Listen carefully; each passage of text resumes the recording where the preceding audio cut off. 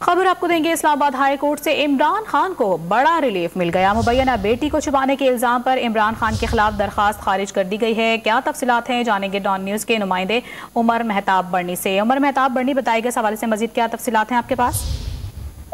जी देखिए, साबिक वजीर आजम इमरान खान के खिलाफ शहरी मोहम्मद साजिद ने एक दरख्वास्त दायर की थी इस्लामाबाद हाई कोर्ट में, जिसमें इमरान खान पर इल्जाम आयद किया गया था कि इमरान खान ने टेरियन वाइट को बतौर बेटी अपने गोशवारों में, अपने असासों में जाहिर नहीं किया। इस्लामाबाद हाई कोर्ट के लार्जर बेंच, जिसमें chief justice Aamir Farooq, justice Mohsin Akhtar Kiani और जस्टिस अरबाब मोहम्मद ताहिर शामिल थे, उनकी जानिब से इस दरख्वास्त पर फैसला महफूज किया गया था।